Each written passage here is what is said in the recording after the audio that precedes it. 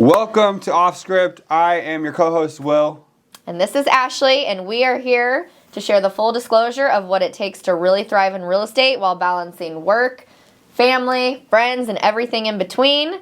And today we are going to be talking about our a little bit more of an uncomfortable conversation. Failures. Yeah, we're going to be talking about our biggest challenges and some would call failures of 2024. And I say failure because maybe we didn't succeed in what we set out to do, but we learned a lot from it, these things after the fact, and made a bunch of adjustments and changes to our business and how we operate. So this is a little bit more of an uncomfortable one. Yeah. For you, I know, especially being client-facing. So we'll go through these without naming names or talking about things that we shouldn't talk about openly, right? So we track all of our transactions that fall through just because it's the only way you can get better is figure out what could we have done better in this situation, what could I have. Sometimes it's out of your control and it's something you couldn't have changed anything, and that's okay. It just happens.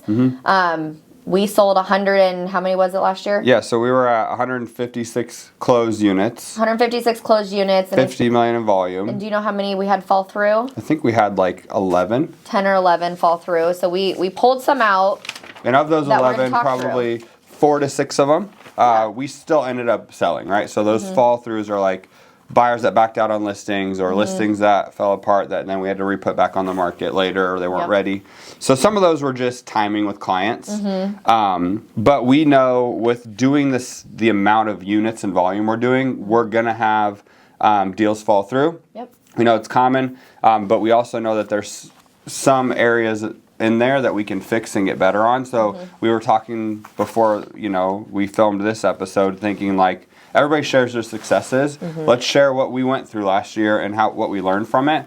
This year we're, end of February filming this currently. We're at 59 closed units, closed and pending units, and just over 23.5 million in volume. So we're pacing right where we want to be for 225. So with that being said, we know there's probably going to be more deals fall through this year that we can continue to learn and get better at. With that being said, we went into these with such a great mindset, all of them, and some of them didn't work out the way we wanted them to. That's right. So let's start with, I feel like an easy one that we all kind of go through, taking an overpriced listing.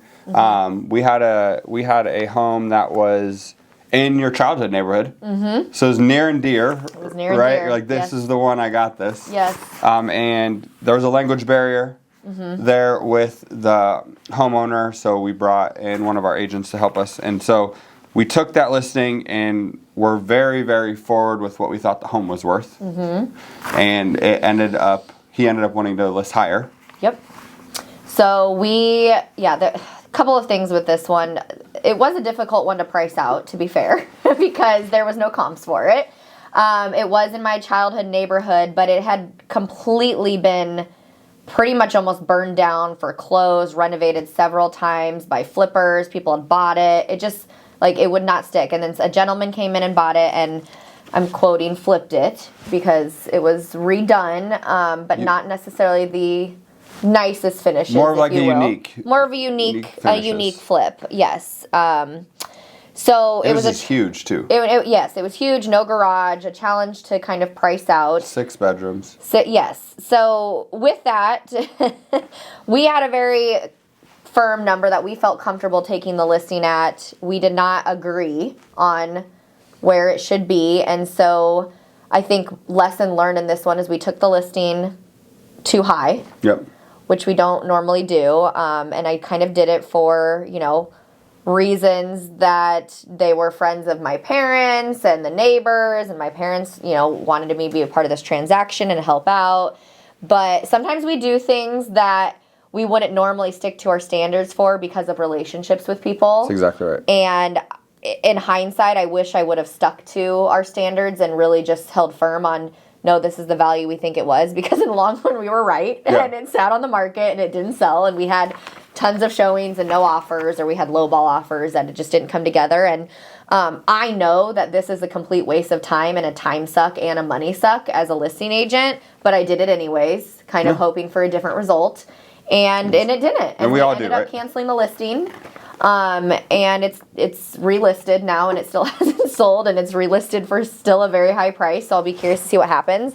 But that doesn't feel good. You know, it doesn't feel good to say I was right in this situation that it wouldn't sell. Yeah. It's not a good feeling, but I do think lesson learned of I handled every objection we could possibly handle at the listing appointment. We went through every reason why we shouldn't price it this way, and here's what can happen. And I think a mixture of language barriers and just investing a lot of money in the flip were reasons to not change it. And those are things that I couldn't necessarily change, and I should have just walked away. Yeah. So I feel like the unrealistic sellers and buyers are a real thing. We all deal with them, and it's on us to, especially earlier in your career, it's easy to be like, everything's a win, everything's a deal. But not everything is. Not every client is right for you.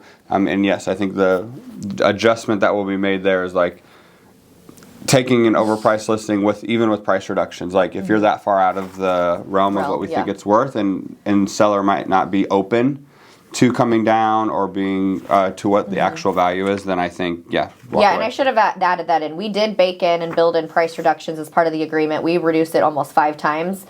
And the price that it finally got to before we canceled is where we thought, oh, this is where it should have started at to begin with. About 6 months in is what we had shared. So I wish we would have just taken it at the beginning or not taken it. Yep. Okay, next one. We had family friend. It was multiple units because it was a rental portfolio. Yep. We took this, we took this opportunity and heard it because it had several units involved and a relationship with family.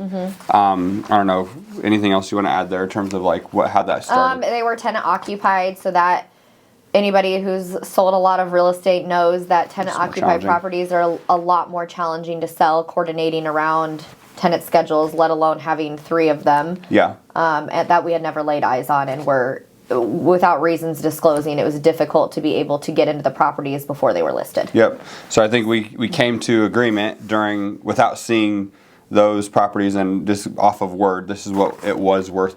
This is what it was like before. Yes, based on the condition that was communicated to us. Which also was the condition before tenants were there. Yep. So we did that and just did not go the way we wanted it to. We ended up moving on from all 3 of those, but we realized, I think, in that situation, like, don't bend your standards, number one, because it wasn't a normal listing that we would have taken, and we didn't follow the normal process we would have taken to present those to the market. I know investor properties are totally different in some aspect, but at the same time, like, we follow a really specific process that's got us a ton of success over the past year and a half, 2 years. So to bend and not do those things, it definitely hurt us on that one. Yeah, and I think the common denominator here we're seeing, which is a real challenge, and it's a real thing to talk about, is they were all close family or family relationships. And I think those are the times that a lot of agents tend to feel like obligated to bend or take a lower commission because this is my sister or my mom or my friend or my cousin or whatever that is. But also with that, sometimes working with friends or family can be even more challenging and more sensitive, or they even have higher expectations, or that you're available 24/7. And so, keep that in mind when you're either taking things at a discount, if you do that, and then the impacts of that and how much time it's going to take as well. Yep, I agree with that. And I think the hardest part with working with close friends and family is like, how's that relationship going to be afterward? I think is a worry, and always will be a worry, I think, when you mix business with family and friends and whatnot. So I feel like I'm glad that it didn't go south by any means, but it was just a difference in opinions and difference in what expectations were on that. So what we thought was going to be great ended up being a little bit more of a challenge, and then we moved on from that one. Yep. Okay, we had a few of these divorce situations. Yeah. Some close to us, some not. They're all. I feel like all divorce situations can be challenging to an extent because there's 2 different sides wanting 2 different things. Yeah. And 9 times out of 10, everybody's like, we're all on the same page until we're not. And I think that's where it gets a little bit more challenging to deal with those like relational situations.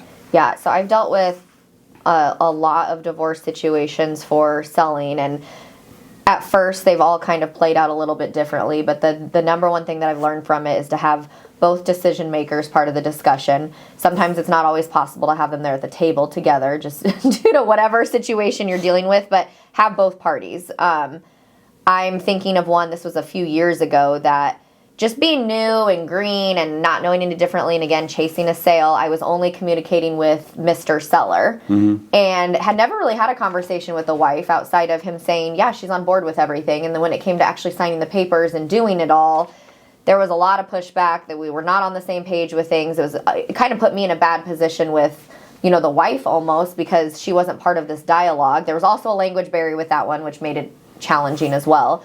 But regardless, my experience and my lesson learned has always just been, hey, I need to have both decision makers at the table, or I'm going to also have this conversation with your husband or also with your wife just to make sure we're on the same page and saying the same thing before we even move forward with any type of plan or paperwork. Yep.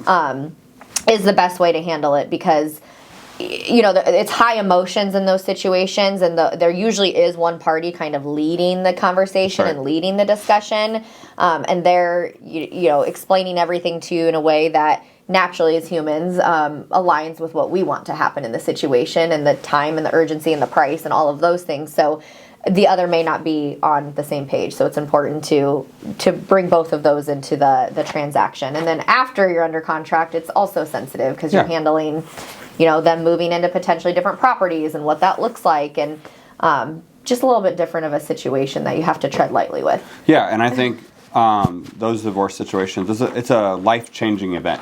And in some cases, not great, right? There's some of them go really well, but there's some animosity at times in those situations. So you got to be very clear about the dynamics of what's happening. The first person you talk to, you're now on their side, right? Because they're bringing you to the other person.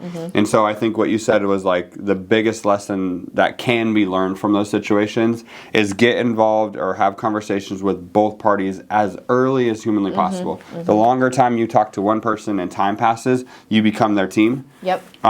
In a more not, I don't know what the best way to say it, but not a good relationship there. If you're dealing with one of those situations, you've got to be able to pull your relationship out of the entire situation with them and be very neutral and talk to both parties and give equal info. Yep. And I try I'm a big group texter because I don't like there to be any miscommunication. So with consent, and if they both feel comfortable with it, I prefer to have them just both on the group text so that there's no miscommunication, especially when there's not communication happening between the two parties, and then you're having to negotiate a deal in terms of a contract and personal property with them. So I think that's so important on literally all transactions, right? If you're dealing with a relationship or multiple decision makers, more than one, everybody on the same message. That way everybody's getting the same information. Yep, 100%. And then they can work with communicating outside of that about what they think about the info. Let's go to here, this will be a good, right turn here. 2-story oak homes. Those are your favorite last year. Those are my, what is it, Achilles heel? Yeah. The term? Yeah. We ended up selling both of them. So one of our challenges, I don't know that this is a failure, but it was definitely a challenge. And I don't know if this is just my bad luck with them, but normally our listings sell very, very quickly when we stage and pre-inspect and do all the things that we do and we price them right. And we thought we hit both of these on the head. But clearly, 2-story homes with golden oak everywhere, golden kitchens, and specifically a 2-car garage with a tandem. So it can be marketed as a 3-car because 3 could fit, but a 2-car tandem. Specifically these homes, for some reason, we've had a really hard time selling. I don't know if it's people, I don't know what it is, but we've had to do price reductions on both of them. We had very, very, very minimal showing. The numbers reflected exactly where they should be priced at, and just crickets. There are large square footage. Large square footed golden oak homes with a 2-car tandem. Both of those homes we have struggled with. So, if there's a seller out here listening to that, this is now my area of expertise. I figured out all the reasons that they don't sell and what to do differently. But that has been our challenge when we get those listings for some reason. Yeah, it's funny we put it on here because there was 2 of them and they were supposed to go quick. And both of them were 30 to 40 days probably. So funny that's a challenge, but in the market we've been in, going these two specific homes going above 30 days on market and a price reduction. Right. And generally with a seller that is within the ballpark, but you know that they're going to list high, there's a possible price reduction coming. Yeah. This one we didn't think. Yeah, and it was specifically in the like 400 to 450 price point. So I don't know if that has anything to do with it too. Of maybe the buyers' minds are, okay, if I'm spending this much money on a big house, right? We're talking 3,500, almost 4,000 square feet on these. I'm expecting a 3-car garage, like a true 3-car garage. Yeah. Because that was the feedback we were getting from so many people. It was like, great home, lots of space, like hate the garage. It just kept coming down to this damn garage situation, which I think is so funny because we sold so many other properties that have 2.5 tandems with no issues, but these specifically in that price range with Golden Oak big houses, like just nobody was seeing the value in them. Yeah. But they did end up selling, so. What'd you learn from this? Just price them lower or just wait, be patient? I think just a little mixture of waiting and be patient because the right buyers did end up coming along. We did end up having to do a price reduction on both of them once. Waiting for the right buyer to come along, and then just small tweaks. I mean, I don't know how much it really helped, but I did on my main listing photo, since it looks like a 2-car garage from the front, I put like 3-car garage tandem in like big letters, so like the very first listing photo clients would know this isn't a 2-car garage for $450. Yeah. Or whatever. Tried everything. I've tried everything, little things to like market it differently, make sure that's known, and then probably now just setting realistic expectations with the sellers of, like, here's my experience in the past with these, and let's see what the current market activity is doing and go from there. Yeah, yep. We talked about this one a little bit when it comes to like family situations. I want to go back to it because we have a very specific model on our core team where you work all list sides, and Katie, our buyer's agent, works all buy sides. So one would say, hey, what about close friends and family? Does that go the same way in our model? And has that been a challenge? Yeah. With friends and family that are close to you? I would say at first it was, and that's because I didn't know how to explain Katie's value the correct way. So at first I had a really hard time handing off clients because I didn't know how to explain the model in a well-scripted way that now I like know how to do it. Yep. And 2, probably in the very beginning, ego and mistrust, right? Like, this person's not going to be able to do it as good as me, and this was even before Katie started. You want to kind of like preserve those people and be like, I'll still be the one to help you. Yep. But now, no, I don't think that that's difficult at all. I had my uncle call me on a random Tuesday night who wanted to put in a full cash offer on a house, has never met Katie before, and I did my normal scripting and handoff and how's my team and business operates now. She's going to be the one helping you, and I did a warm handoff, and they've now closed on that property, and that was a few weeks ago. Awesome. And there was no issues, pushback, nothing with having to work with Katie. Cool. And that's been my experience pretty much the last 6 months to a year working with her with clients. As long as I explain it, how we operate, and how she's going to even provide better value to you than me, because this is what she does every single day. She writes hundreds of contracts in the last year and a half, and she wins for her buyers, and she helps them get the best deal on a house. Like, she's better suited to help you than me, and I can say that now. They have no issues with it. Cool.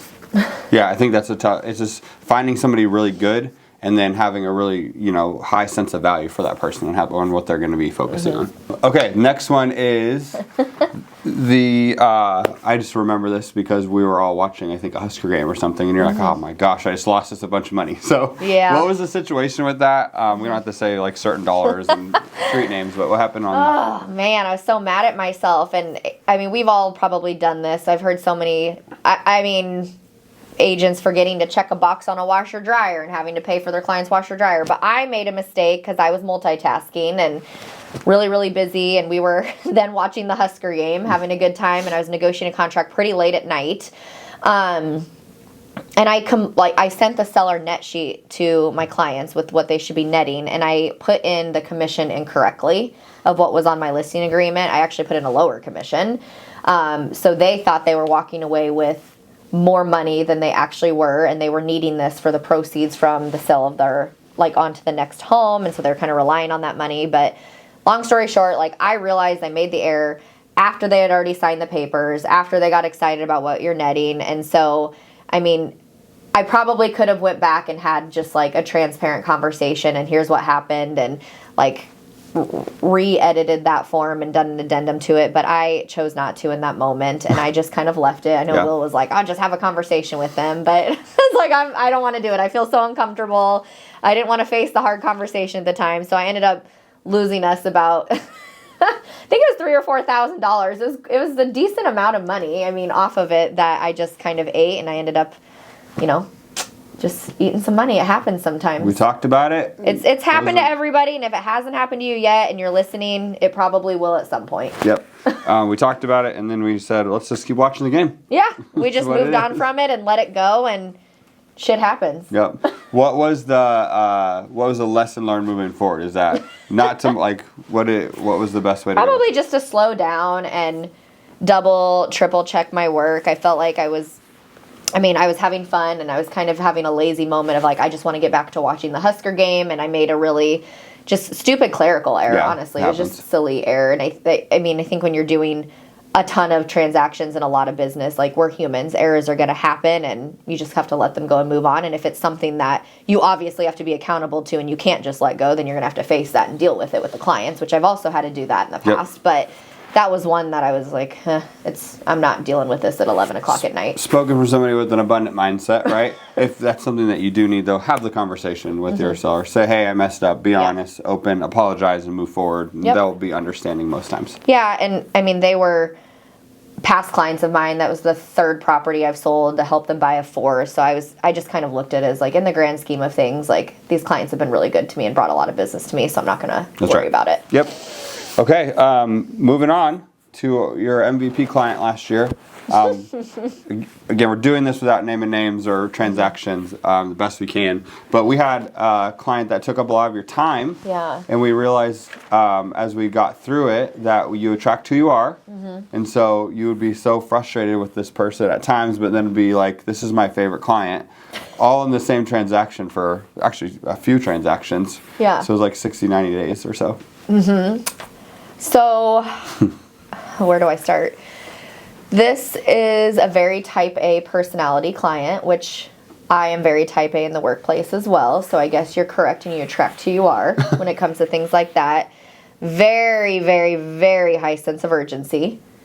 To the point where, you'd get a text, and if you don't respond within 30, 40 minutes, they're thinking something's wrong with you, or what's happening, if we have nothing else going on in our lives or any other clients that we're serving. And just a very demanding personality. I remember sitting at the listing table and prefacing the conversation with me that I've worked and sold 10, 15 different houses with different realtors. I've never used the same one. None of them have been able to live up to my expectations. Oh, and I've never ever signed a listing for more than 5%. And I won't tell you what I signed the listing for, but it was more than 5%. And so it was from the very beginning, I knew this person was going to be a challenge. Yep. Every conversation with her before was already, I knew I was going to have an objection that I was going to handle, to the point where I was like, should I even work with this client? But it was a referral to me from an agent, and she ended up referring them to me for 2 properties. So I was like, okay, let's at least, meet with the client, have the conversation. And she really grew on me over time. She was extremely, extremely difficult to deal with at first, but I am much more experienced in my career now than I don't think I would have been able to handle this client. I would have walked away, or I probably would have just got eaten alive at the listing point. I would not have been able to handle her 5-10 years ago. But I kind of walked into that appointment. I had a conversation with the referral agent of I'm going to do my best to get this, because she wanted her payout on the referral side. So I'm going to do my best to take this listing. But she went into it telling me, here's what she wants for commission and all of this, kind of saying do it for me. But I went in I'm going to stick firmer on my standards and expectations, because this is going to be a lot more work on me. And these were difficult properties. These weren't your cookie cutter houses. These were acreages and different situations that I was going to have to pour a lot of money into. So I went in with my typical standards and went over everything that I normally do, and we ended up being able to take the listing at more than 5%, which I thought was a win right off the bat, and I felt like I earned a lot of credibility and trust from the very beginning with this client. And it didn't stop from there. She was still difficult to work with. Yeah. But I don't know, something about her, I grew to really, really like her. She challenged me so much in that process, and frustrated me every other day, to the point where I was like, everything that I can do today is going to be so that I don't have to hear from this client, because if I can get ahead of it before hearing from her, I've really improved my processes and systems. Yeah, and I think like there's a difference between unrealistic and demanding, right? Yeah. She wasn't unrealistic. She wasn't unrealistic. She was just demanding. Yep, and she's a really great negotiator. Mm-hmm. So when she wanted something to be done, you know, one of those people, like when they want something, they're not going to stop until they get there. Yep. I just felt like it was probably at a time where you needed a challenge, right? Things were humming, everything was going really well. Yeah. So I just felt like that was such a great, like it ended really well. Now they're good friends. Yeah, like she was a very like business savvy owner herself. So it was just interesting because like she's negotiating with me because she negotiates in her own business herself. So I had to really like prove my worth to her. But we probably worked with those clients. And I say we because Will was up at 11 o'clock at night with me during negotiations with him in the bed. Like these were some clients that we worked with for probably 4 to 5 months on both their properties. Yeah. Got them sold. They're in a different state now. But in hindsight, like I really learned to appreciate them as people because if you're just firm with them and transparent and tell them how it is and stand your ground, like she grew to like really, really respect me. And I know that now today because we've been invited to their personal amazing home down in the South. Like I won't say where because maybe it'll give away the transaction and who it is. But I feel like we have a really good relationship now and I still hear from her probably every 3 to 4 weeks for something else. And she gives the best referrals. Yeah. 100%. So, and you have the tough conversations with your clients. They grow to really respect that you're willing to have the hard combos. Mm-hmm. Yep. Yeah. I think that was another lesson learned was all of the most difficult objections I've had to handle with sellers and negotiations and listing appointments, I did with this particular client. And so I learned what worked, what didn't work, and I also grew a lot of like rapport with her too. 100%. So with that, those are our 8 or 9. I don't know. We went through a few of those. Mm-hmm. Those are our biggest challenges from last year. We know we have more coming in the year moving forward, but we like wanted to present like it's not all perfect, right? No. Like every on social media and on podcasts, you hear about all the good things. Mm-hmm. We deal with all this stuff while doing a lot of really cool and successful stuff, and so we are going to continue sharing some of these with you, so we can share our lessons learned in them. Yep. Yeah, and I mean, just keep going. If you're dealing with a difficult client right now, like you're going to get through it, and you're going to learn something from it, and the next time you have to be faced with somebody similar, you're going to know exactly how to handle that situation now, and you're going to be so happy that you did deal with it once you get through it. Have the hard combos, fail, and then get better at them. That's right. Cool. All right, we'll see y'all next week.